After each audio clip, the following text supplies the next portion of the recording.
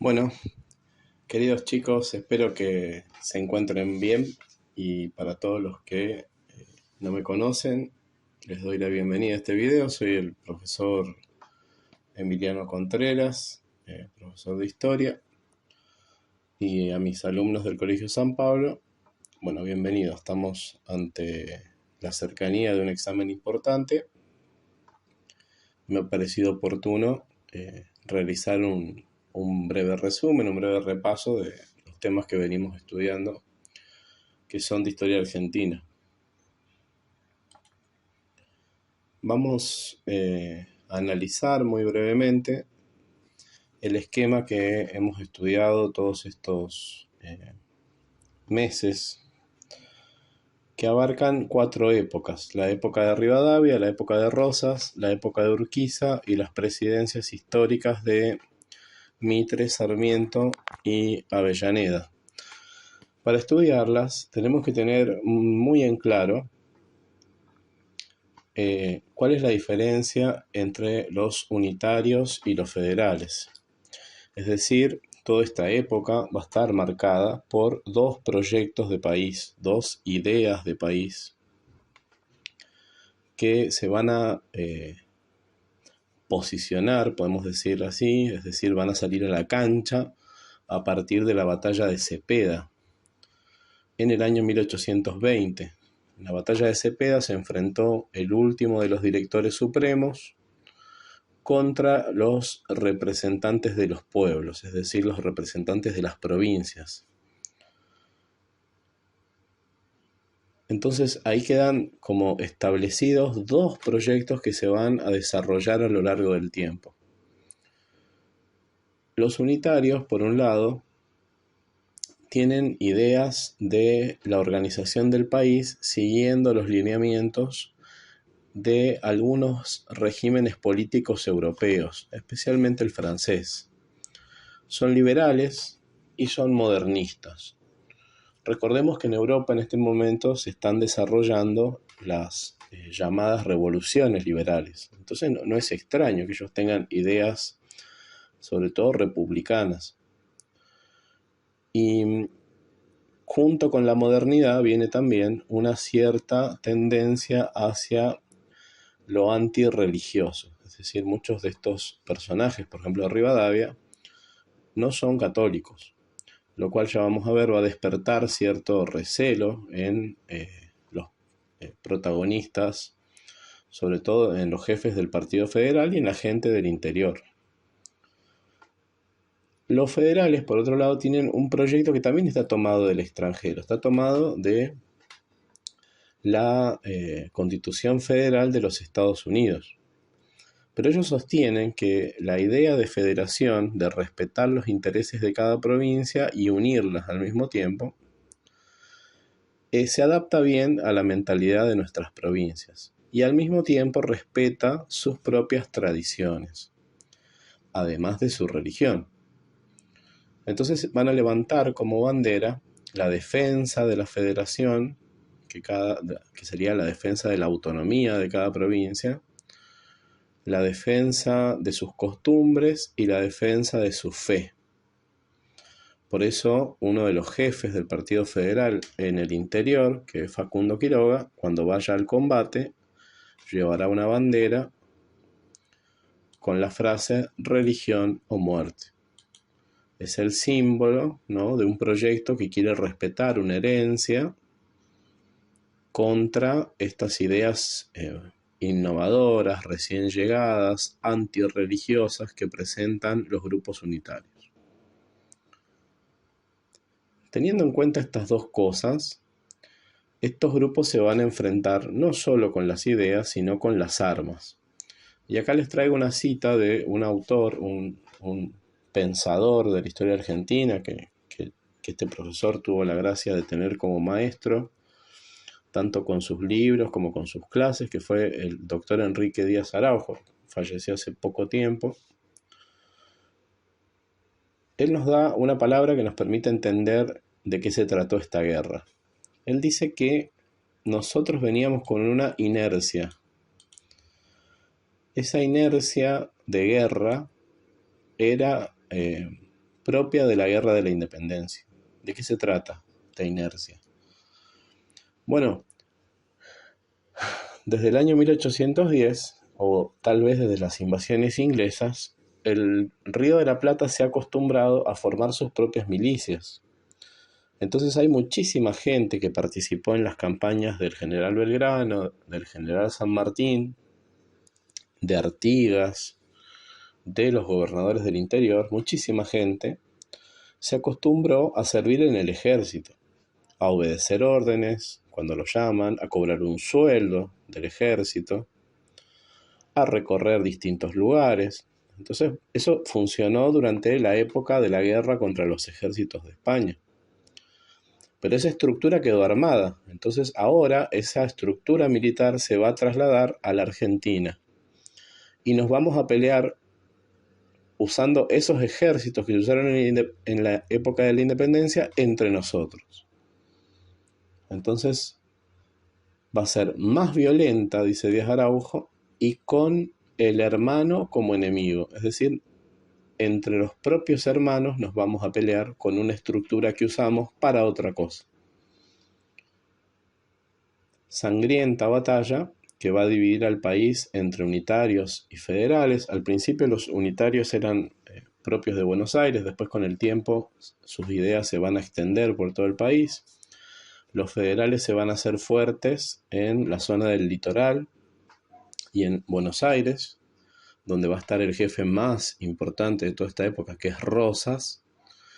Y los unitarios, por el uso que van a hacer del ejército argentino, van a establecer en el interior, sobre todo en la región del NOA y en la región de Cuyo, la llamada Liga Unitaria, que fue un gobierno dictatorial. La Liga Unitaria fue un gobierno ficticio que solo se sostenía por la violencia y que poco a poco los federales, sobre todo Estanislao López y Facundo Quiroga, van a ir venciendo en distintas batallas. Es necesario que tengamos en cuenta entonces estos dos proyectos, porque estos dos proyectos se van a pelear durante 50 años y muchos nos van a dejar como herencia algunas leyes y algunas ideas para organizar nuestro país. Bueno, sabiendo estas dos cosas, que hay dos bandos que no solo se van a enfrentar con las ideas, sino también con las armas, nosotros ahora podemos repasar los lugares, los protagonistas, las leyes y las batallas, donde se va a desarrollar esta acción. Comencemos con los lugares, es decir, los límites. Entonces, nuestra Argentina tiene características parecidas en algunas cosas y en otras cosas es muy distinta a la Argentina actual. En primer lugar tenemos a Buenos Aires, el escenario de todas estas batallas, combates y discusiones. Y durante un tiempo también vamos a tener a la capital de Entre Ríos, que es Paraná, porque va a ser la capital, en la época de Urquiza, la capital de la Confederación, que es el territorio que está rodeado acá con el círculo rojo. Tenemos una región que es el Chaco, el impenetrable salteño, chaqueño, que es un territorio de pueblos indígenas que después vamos a ver cuáles van a ser los esfuerzos que van a hacer los distintos gobiernos por traerlos al territorio nacional. Y tenemos al sur un límite que está establecido por el recorrido que hace el río Colorado. El río Colorado, nosotros vimos en la época de Rosas, en la expedición al desierto de 1834, va a ser el nuevo límite que va a tener la Argentina al sur. Y por último tenemos los ríos navegables, ¿sí? Escenario de muchas disputas que vamos a tener con el gobernador de Entre Ríos, con los franceses, con los ingleses, con los brasileros. Los ríos navegables de la Argentina van a ser a veces defendidos y a veces van a ser motivos de traiciones por parte de algunos gobiernos. Empecemos con el río Paraná, continuemos con el río Uruguay y finalicemos con los ríos Paraguay y el río de la Plata. Es necesario que conozcamos estos territorios para ubicarnos después en, sobre todo, las batallas y en la acción de los distintos protagonistas que van a llevar adelante sus políticas durante este periodo. Sigamos con los protagonistas. Es necesario que sepamos ubicar a cada uno en el partido o en el proyecto de ideas que tiene. Es decir, tener en claro que Rivadavia fue el jefe del Partido Unitario, que Dorrego fue el jefe del Partido Federal, al igual que Rosas y Facundo Quiroga, junto con Estanislao López, jefes del Partido Federal, que Urquiza fue un federal antirrosista que se va a aliar con los unitarios para derrocar a Rosas, es decir, que va a hacer alianza con unitarios y con enemigos de la Confederación de Rosas, y que Mitre y que Sarmiento son ya liberales, es decir, ese partido en el cual se va a convertir el viejo Partido Unitario, el Partido Liberal. Y así con otros protagonistas que también han estado en las lecturas, ¿sí? Es importante estar atendiendo que cuando leemos sobre un personaje tenemos que poder afiliar sus ideas a alguno de estos partidos y de estas posiciones. Luego, las leyes o los pactos. Cada una de estas épocas que hemos estudiado nos dejan una herencia.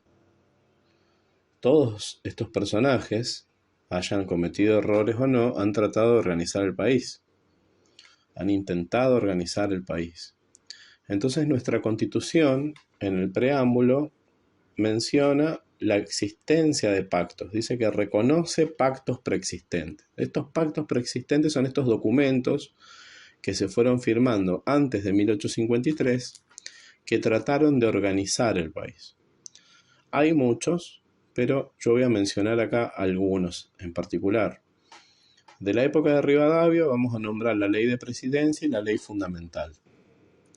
Podríamos nombrar la ley de capitalización también.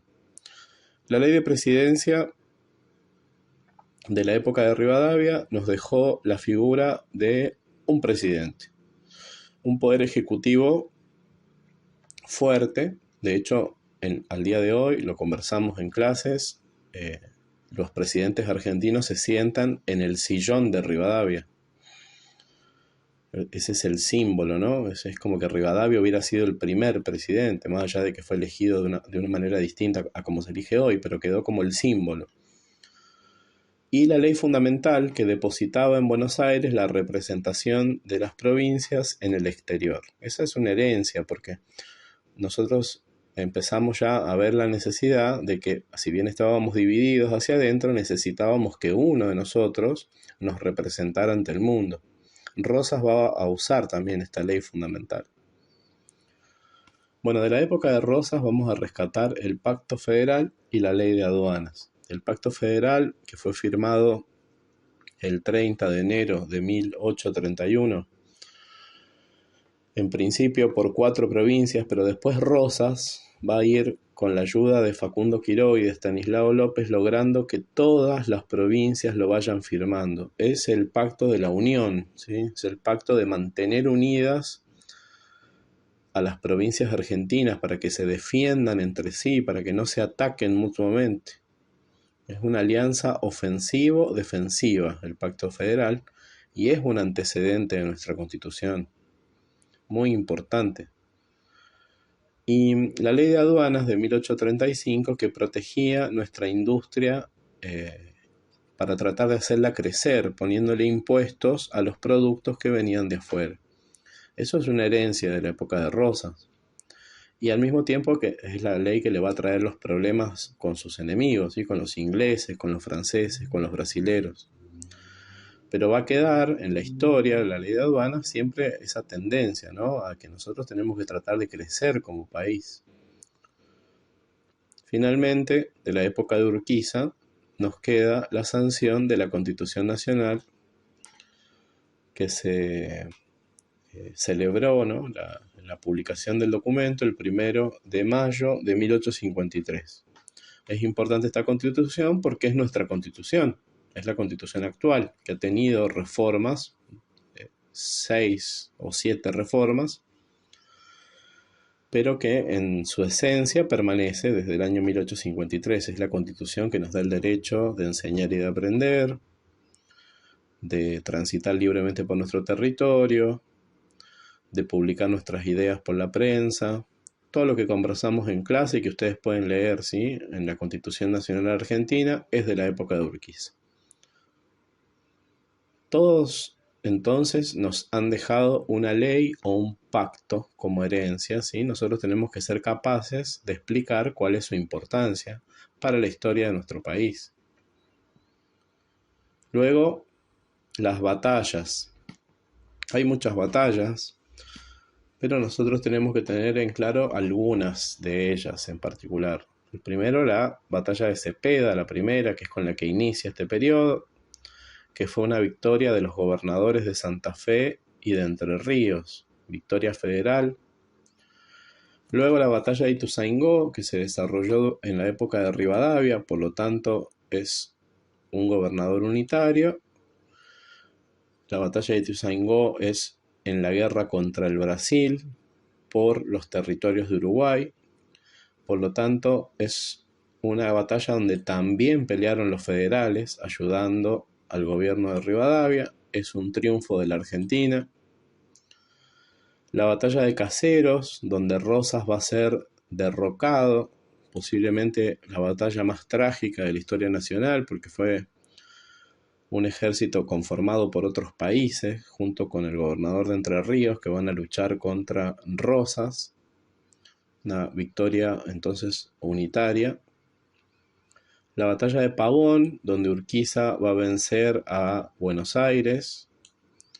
Y finalmente la batalla de Cepeda II, segunda batalla de Cepeda, donde Buenos Aires va a triunfar y se va a posicionar como la provincia que va a encabezar la República Argentina.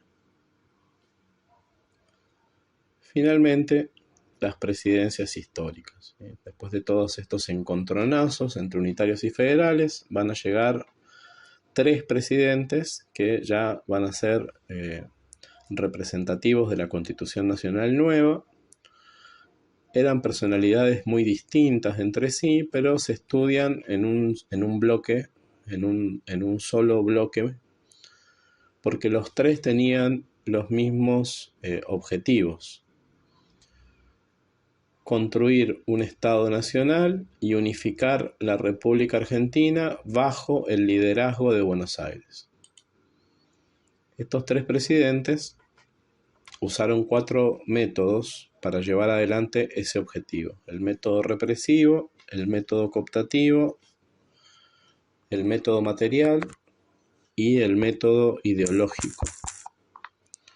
Yo les he puesto 12 ejemplos de todos estos métodos y yo quisiera que ustedes puedan asociar algunos ejemplos, ¿sí? Del método represivo, por ejemplo, es la lucha contra los últimos 2 caudillos federales que quedaron en la Argentina, que fueron Felipe Varela y el Chacho Peñalosa, Ángel Vicente Peñalosa, que estudiamos también, tuvo una muerte infame, porque ya estaba la Constitución Argentina en vigencia y sin embargo Sarmiento, haciendo caso omiso al artículo de la Constitución que prohíbe las torturas y la pena de muerte, lo mandó a matar. Entonces ese método represivo es muy característico de estas presidencias. Se trataba de eliminar a cualquiera que estuviera en contra de este objetivo de construir el Estado Nacional y unificar la República bajo el liderazgo de Buenos Aires. Del método cooptativo vamos a hablar de la alianza de los gobernadores, es decir, todos los gobernadores responden a lo que manda el presidente, es decir, que todos pertenezcan a la misma ideología, al mismo partido. La modalidad material vamos a nombrar, por ejemplo, la construcción de escuelas, de rutas, de ferrocarriles. Se trataba de la famosa obra pública, es decir, interesar a las provincias, a la sociedad, generándole un interés material para que apoye al gobierno. decir, ¿a qué provincia no va a querer que se construya un hospital o una escuela? Entonces, bueno, ofreciéndole eso, esas provincias se interesan en ayudar, en sostener al nuevo gobierno. Y finalmente la modalidad ideológica que se expresó sobre todo en la educación, para generar sentimientos de pertenencia y valores comunes. Es tu tarea buscar en la lectura, ¿sí?, todos los ejemplos para tratar de por lo menos explicar uno de ellos. Entonces recapitulemos.